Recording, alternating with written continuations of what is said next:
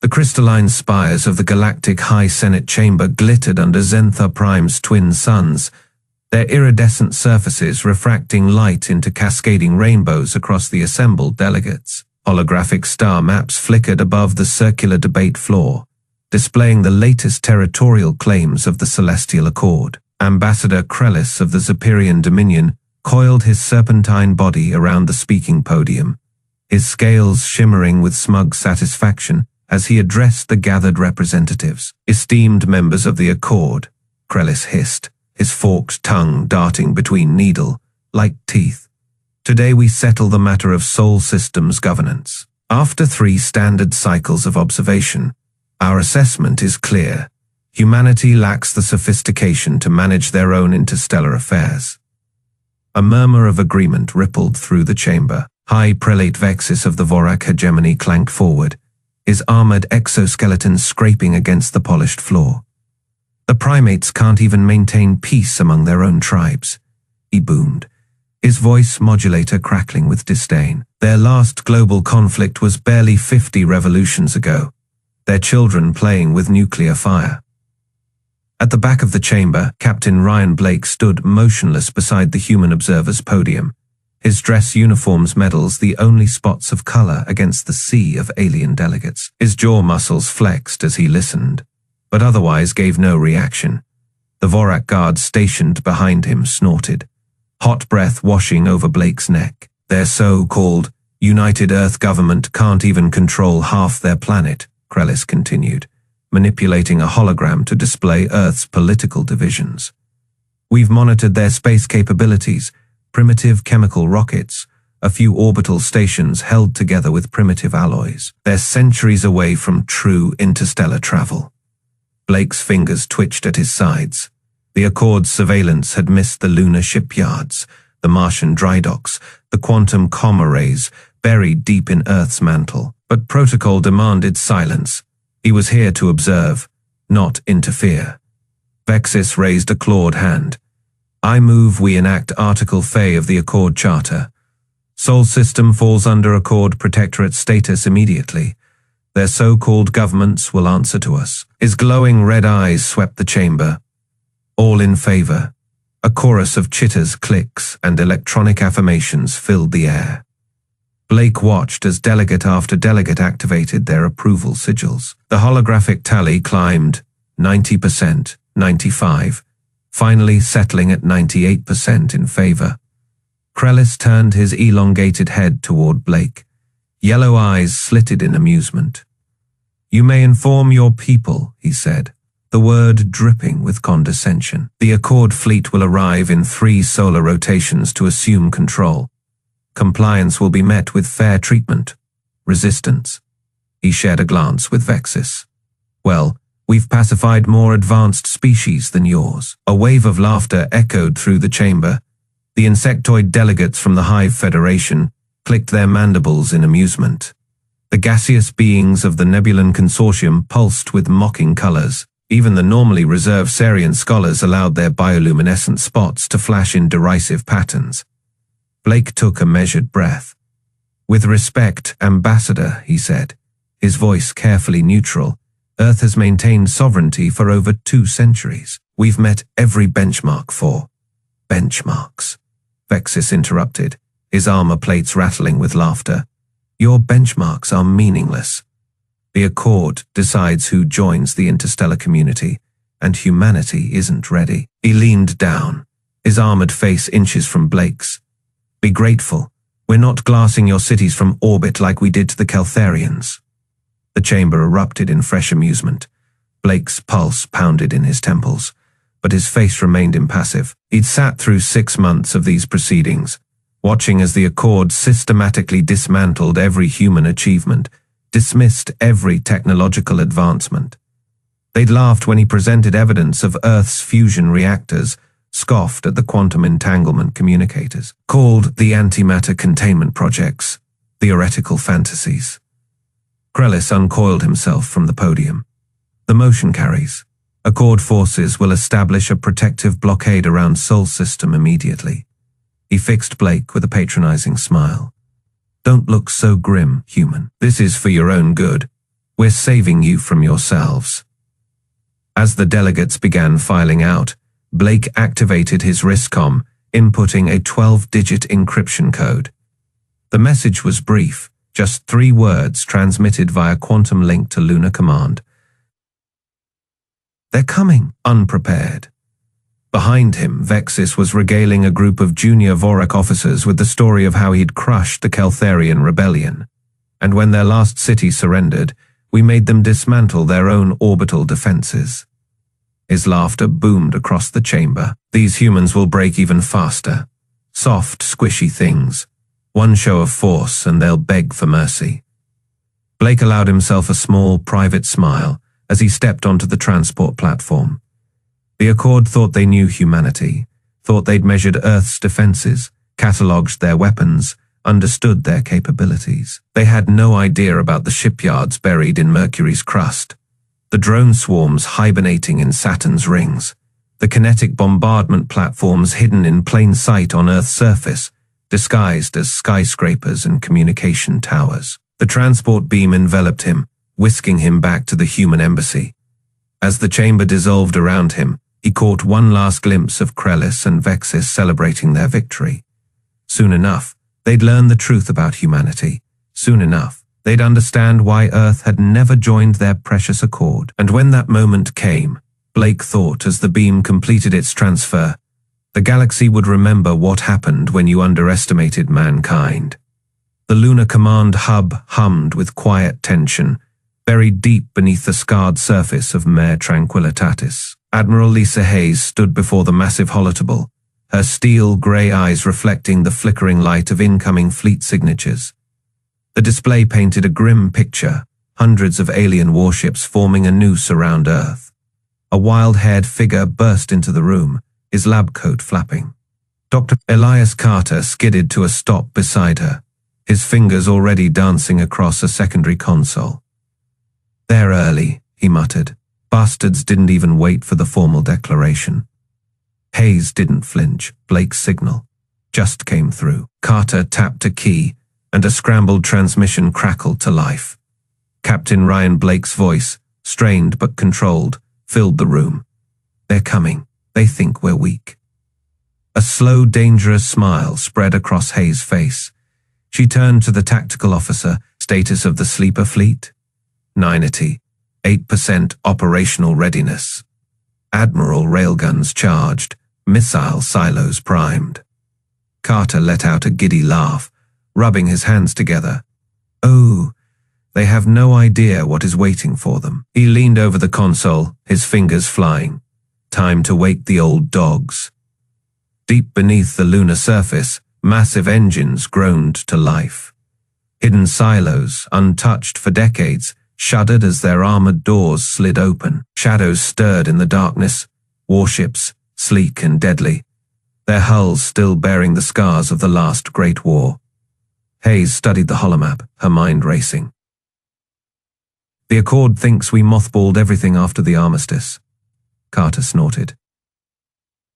"Because we let them think that." He pulled up a secondary display showing a network of buried launch complexes stretching from the moon to Mars.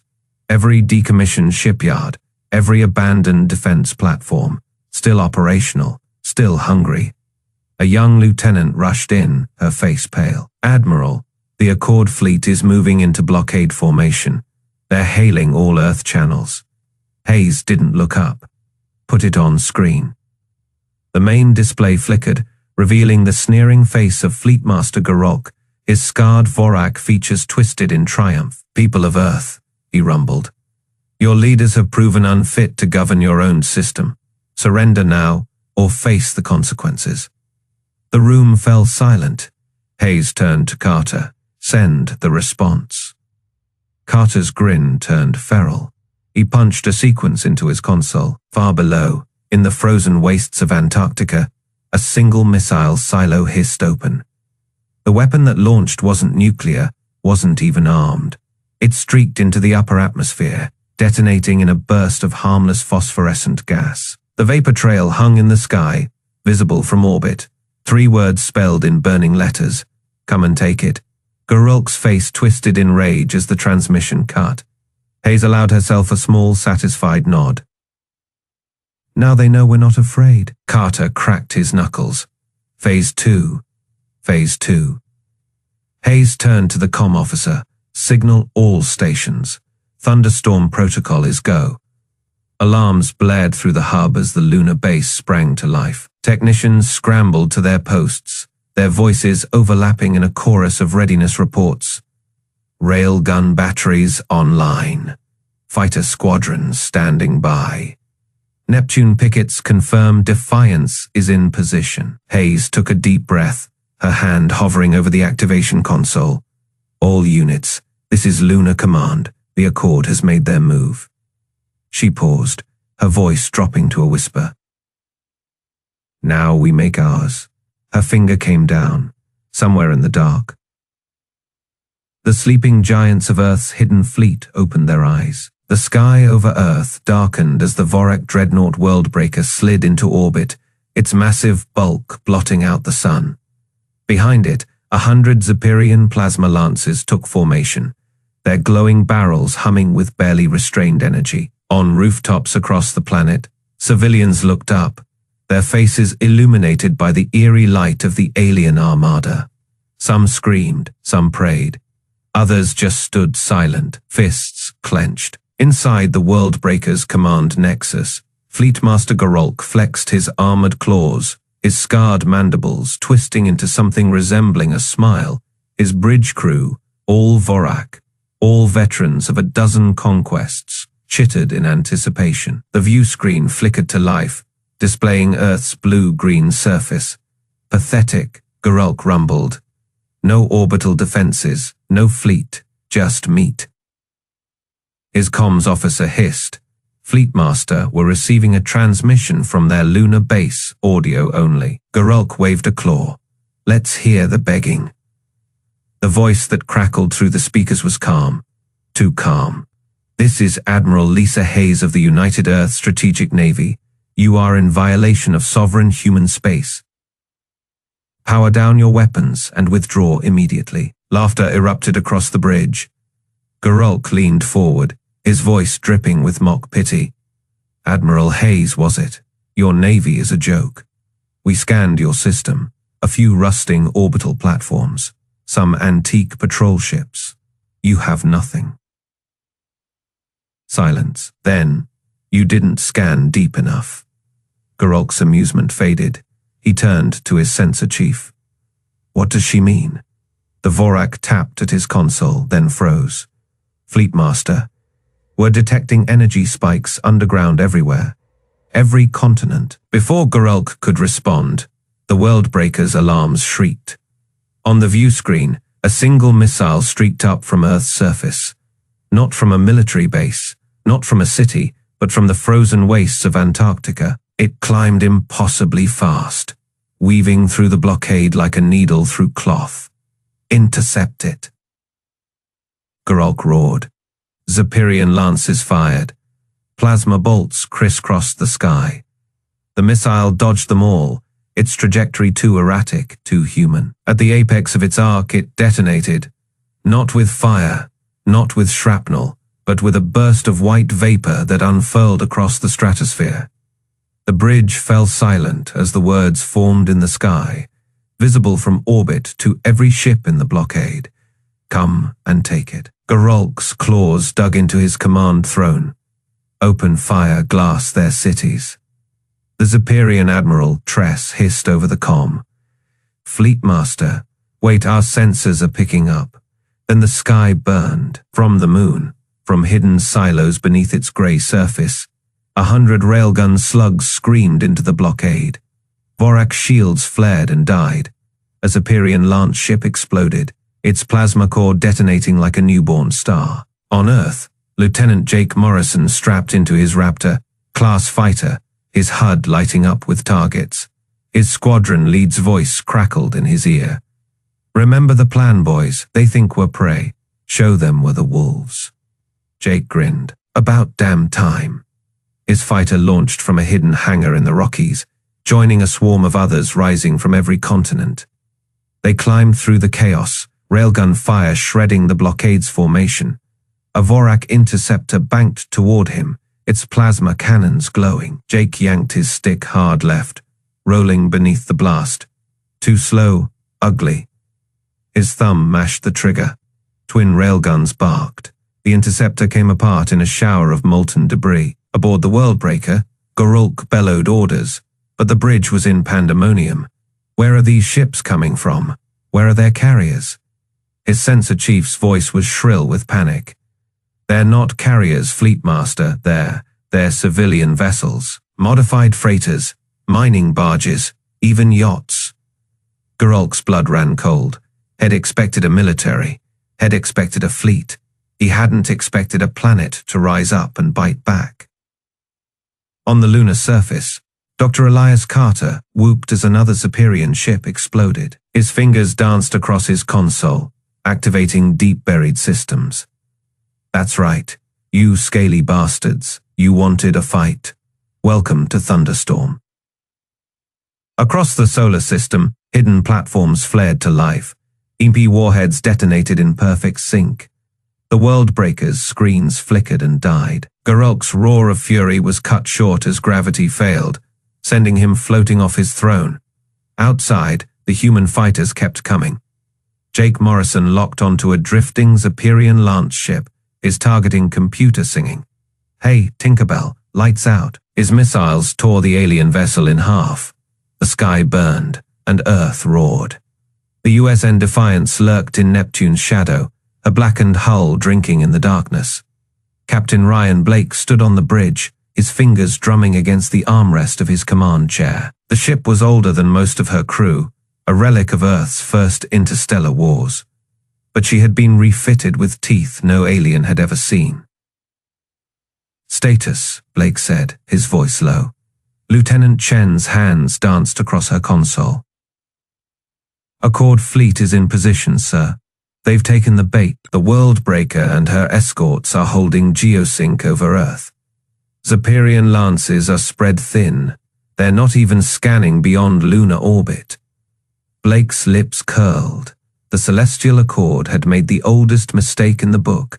They'd underestimated their prey. Open a channel to the Atlantica, he ordered. Admiral Hayes' face flickered onto the main screen, her steel, grey eyes sharp. Blake, you're late. Had to let them get comfortable, Blake said. You ready down there? Hayes smirked. Oh, we're ready. Carter's been giggling like a madman for hours. Just give the word. Blake turned to his tactical officer. Lieutenant Graves, activate Thunderstorm Protocol. Graves didn't hesitate. His fingers flew across the console, inputting the final codes. Across the Defiance, systems whirred to life. Hidden panels slid open along the ship's flanks, revealing rows of unmarked canisters. All ships, this is Defiance Actual, Blake said, his voice carrying across the fleet. Wide comm. Light him up. The Defiance surged forward, her engines flaring as she broke from Neptune's shadow. Behind her, a dozen more human ships followed, old freighters, retrofitted destroyers, vessels the Accord had dismissed as scrap. On the bridge of the Worldbreaker, Fleetmaster Gorulk barely had time to blink before alarms screamed through the cavernous command deck. Contacts, a Vorak sensor officer bellowed, multiple signatures emerging from Neptune's orbit. Gorulk's claws dug into his command throne. Human ships from where? Unknown, Fleetmaster. The officer's words died as the Defiance opened fire. Not with plasma, not with lasers, with silence. The Thunderstorm canisters detonated in perfect unison, unleashing a wave of electromagnetic pulses that rippled across the Accord fleet. Superior plasma lances flickered and died. Vorak targeting systems screeched into static. The Worldbreaker's shields held barely, but her escorts weren't so lucky. On the Defiance's bridge, Blake watched as the alien formation dissolved into chaos. All ships full broadside, he ordered. Focus fire on the Worldbreaker's engines. Let's see how tough they are without their toys. Railgun batteries roared to life, tungsten slugs screaming across the void. The first volley punched clean through a Zephyrian cruiser, splitting it in half. The second shattered the Worldbreaker's starboard thrusters, sending the dreadnought into a slow, uncontrolled spin. Zephyrian Admiral Tress' face appeared on Blake's screen, her serpentine features twisted in rage. "You vermin, do you think this changes anything? The Accord will burn your world to ash." Blake leaned forward, his grin feral. "Admiral Tress, was it? You're right, this doesn't change anything." He tapped a command into his console. "Because we were always going to win." The Defiance's railguns cycled again. This time, they didn't aim for the Worldbreaker. They aimed for Tress Bridge. The slugs tore through the Zephyrian flagship's viewports, shredding the command deck in a storm of molten metal. Tress had half a second to scream before the vacuum claimed her. Geralt's roar of fury echoed across the Worldbreaker's comms. "All ships regroup, crush these." His order was cut short as the Defiance's fighters streaked into the fray. Lieutenant Jake Morrison led the pack, his squadron weaving through the disabled alien ships like sharks. "Fox 3, Fox 3.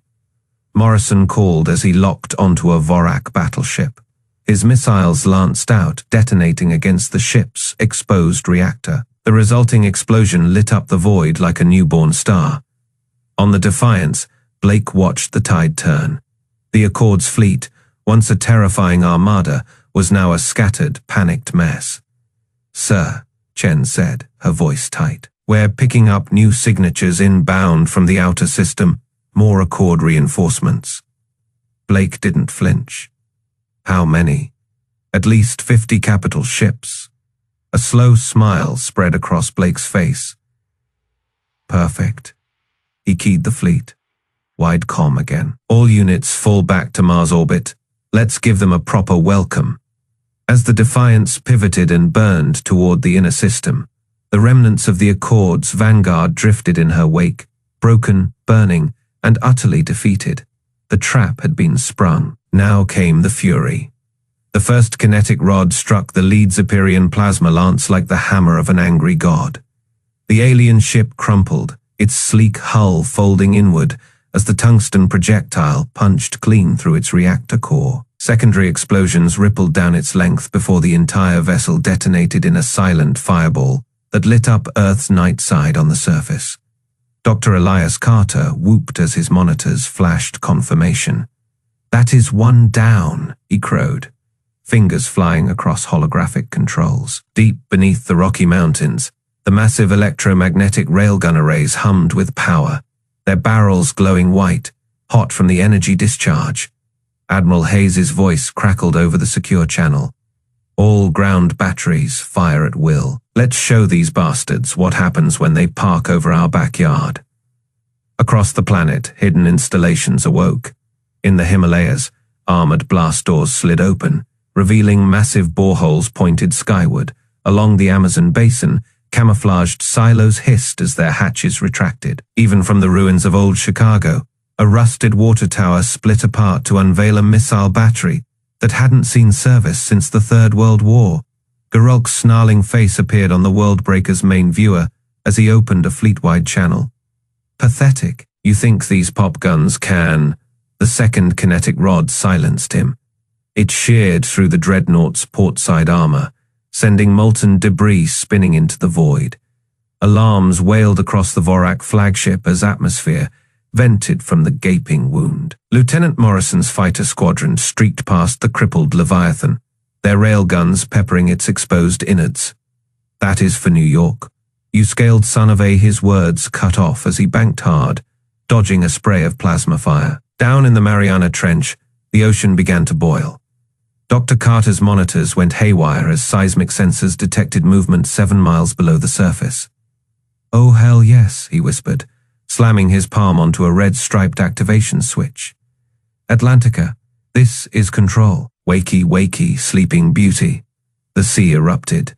A mountain of black steel breached the waves, water cascading from its angular hull in thunderous waterfalls. The USN Atlantica, Earth's best-kept secret, rose like a vengeful titan, its gravity cannon humming to life with a sound that shook windows in Tokyo.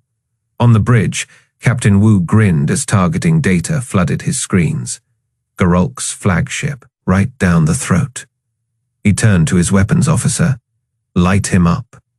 The gravity cannon fired. Space itself seemed to warp as an invisible fist of compressed space-time slammed into the world breaker. The dreadnought's midsection compressed like an aluminum can before violently exploding outward in a shower of molten debris. The two severed halves spun away from each other, trailing fire and dying crew. Garulk clung to his command throne as the bridge tilted violently. Impossible. No species has.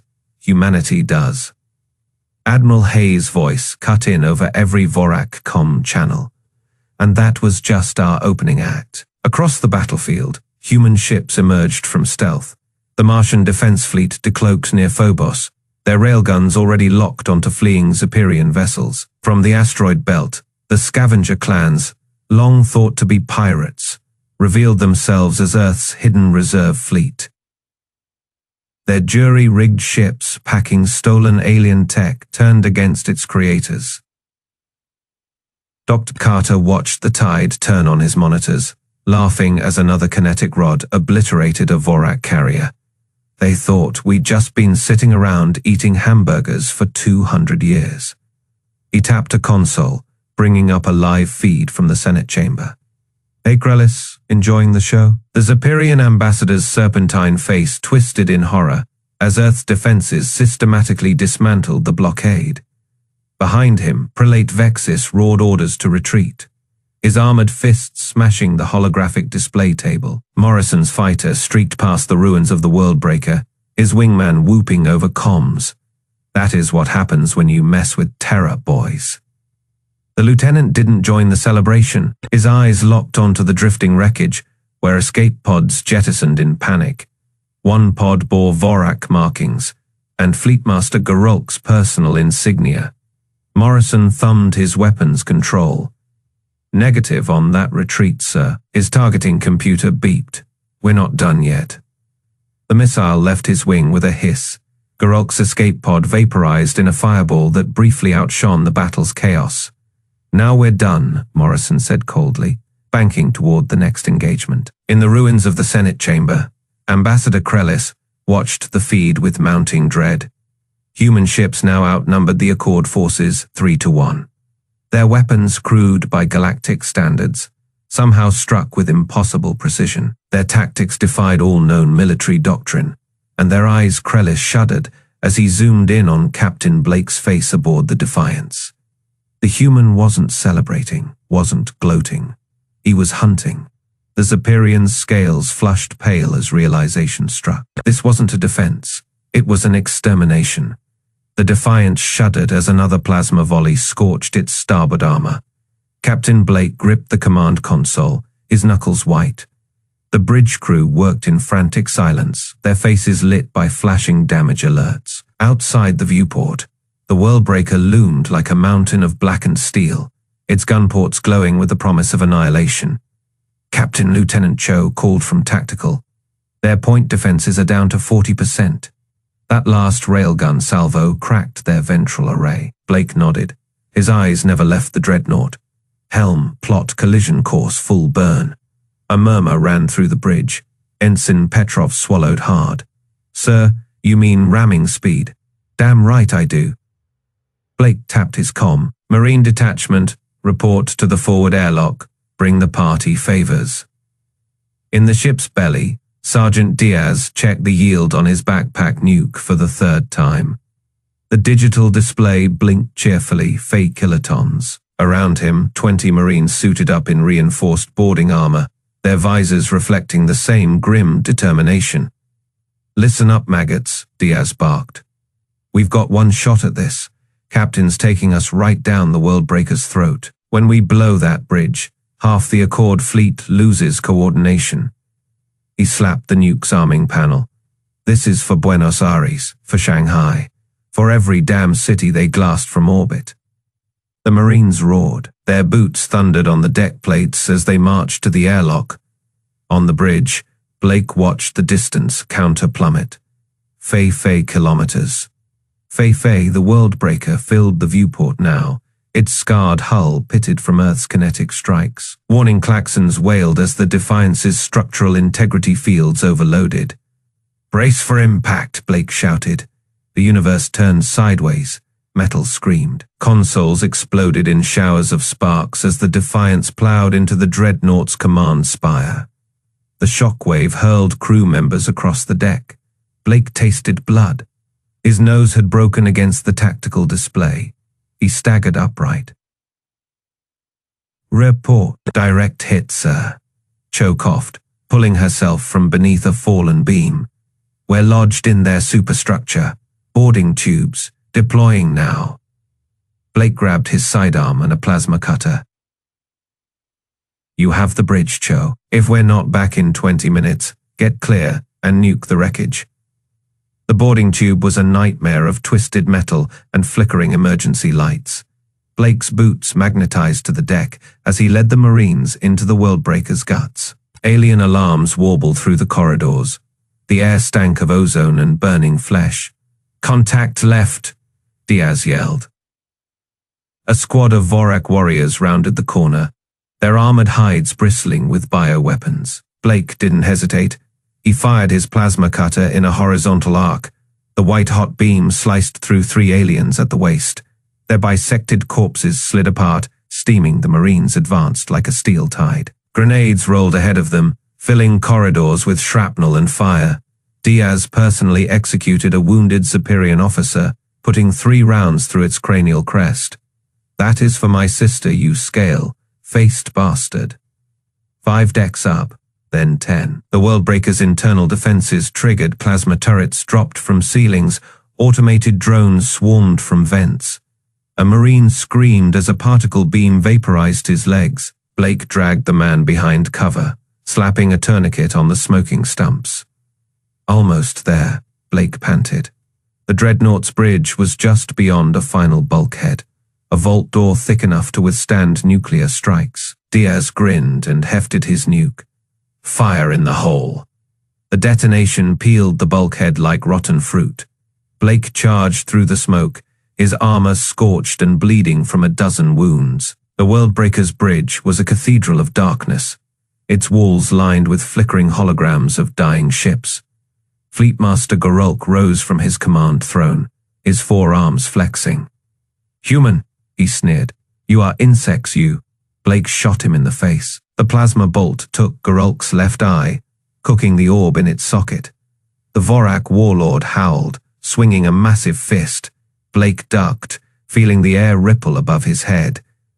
He jammed his cutter into Gorulk's belly and triggered the overload. The explosion blew them both across the bridge.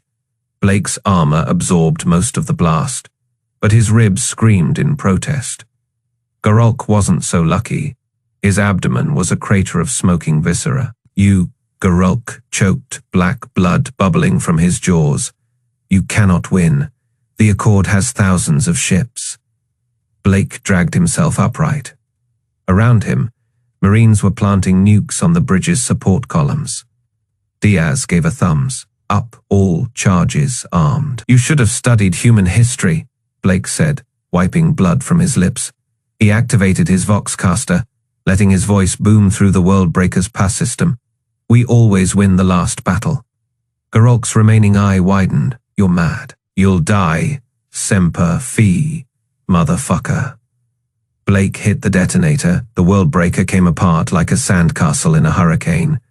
The nuclear fireball erupted from its spine, vaporizing decks and gun batteries. Secondary explosions raced through its fuel lines, turning the Dreadnought into a temporary sun. Aboard the crippled Defiance, Lieutenant Cho watched the firestorm through cracked viewports.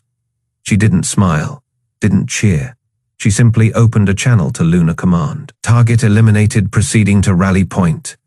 Behind her, the Worldbreaker's shattered hull tumbled toward Earth's atmosphere, trailing fire and corpses. Somewhere in that inferno, Blake's last transmission still echoed through the void. "We always win the last battle." The once pristine crystalline walls of the Galactic High Senate chamber were cracked and scorched. Holographic projectors flickered erratically, casting jagged light across the terrified faces of the surviving delegates. Ambassador Krellis's serpentine body trembled as he clutched the remains of his podium, his scales dull with shock. High Prelate Vexis lay motionless in a corner, his armored carapace split open by shrapnel. The air smelled of ozone and burning metal. Outside the shattered observation windows, the blackness of space was punctuated by the drifting wreckage of the Celestial Accord fleet. Among the debris, human warships hovered like silent predators. Their running lights pulsed in deliberate patterns, a coded message every surviving alien understood. "We are watching," the chamber doors hissed open. Admiral Lisa Hayes strode in, her boots crunching on broken glass. Behind her, a squad of Marines fanned out, their rifles tracking every movement in the room. Hayes didn't bother with the elevated walkway reserved for dignitaries. She stepped directly onto the main floor, her uniform still streaked with battle grime. "You made a mistake," she said, her voice cutting through the silence like a knife. "Several, actually," Krellis tried to straighten, his forked tongue darting nervously. "Admiral Hayes, surely we can." Quiet. Hayes didn't raise her voice, but the single word silenced the chamber. She reached into her jacket and produced a data crystal. It clattered against the floor, rolling to stop at Krellis's feet. "These are our terms. Unconditional surrender of all Accord military assets within 10 light years of Sol. Immediate withdrawal from human claim systems, and reparations for every civilian casualty caused by your blockade." A murmur ran through the assembled aliens. One of the younger delegates, a Thalaxian with bioluminescent markings, dared to speak up. "You can't possibly expect." Hayes turned her head just enough to fix him with a stare. The Thalaxian's glow dimmed instantly. "I do, because unlike you, I understand what just happened here today." She walked slowly around the chamber, her fingers trailing along the broken furniture. "You thought Earth was defenseless. You thought we were primitive. You were wrong." Above them, the main projector flickered to life. The image that appeared wasn't human propaganda or military footage. It was the security recording from the Worldbreaker's bridge in its final moments. Captain Blake's blood-streaked face filled the screen, his breathing ragged but his voice steady. "You should have studied human history," the recording played, Blake's voice echoing through the ruined chamber. "We always win the last battle." The screen cut to static just as the nuclear charges detonated. The delegates flinched as one. Hayes allowed the silence to stretch before continuing. "That man," she said softly, "was my friend. He was also one of 300 volunteers who gave their lives today to prove a point." Her voice hardened. "Humanity doesn't start wars, but we finish them." Krellis found his voice. "Admiral, please understand, we never intended." "Don't." Hayes's hand shot up. "Don't insult me with excuses. Your blockade was an act of war. Your fleet fired on civilian targets. You made your intentions perfectly clear." She stepped closer, looming over the cowering Superior. "Now we're making ours." A new hologram activated above them. Not a star map this time, but Earth's flag, a blue marble wrapped in barbed wire. As it rotated, tactical displays sprang up around it, showing human fleet movements across a dozen systems. "You have 6 hours to transmit your surrender," Hayes said. "After that, we begin offensive operations against Accord core worlds." She turned to leave, then paused. "Oh, and Krellis, tell your remaining warlords something for me." The Admiral's smile was colder than the void outside. "This wasn't our full strength, just what we had ready on short notice." As Hayes strode from the chamber, the Marines fell in behind her. None of the aliens moved until the doors sealed shut again. Then, all at once, the room erupted into panicked shouting. Delegates scrambled for communication devices, their voices overlapping in a dozen languages. Outside, Hayes paused on the observation deck. The stars burned cold and bright. Somewhere out there, human ships were already moving, their crews eager for the next battle. She allowed herself one deep breath before tapping her comm.